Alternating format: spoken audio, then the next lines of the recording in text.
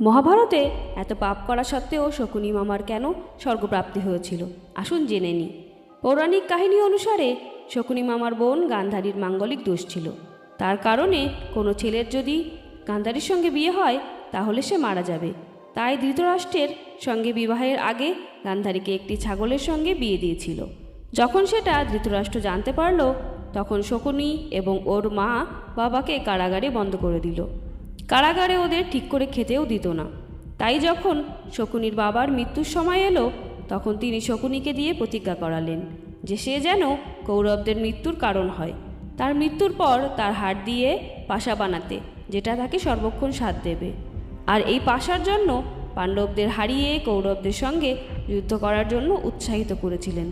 তারপর শকুনিরও মৃত্যু হয়ে গেলে যমরাজ শকুনিকে নিয়ে স্বর্গে চলে গেল, কারণ তিনি পিতৃ আজ্ঞার পালন করেছিলেন। জয় শ্রীকৃষ্ণ।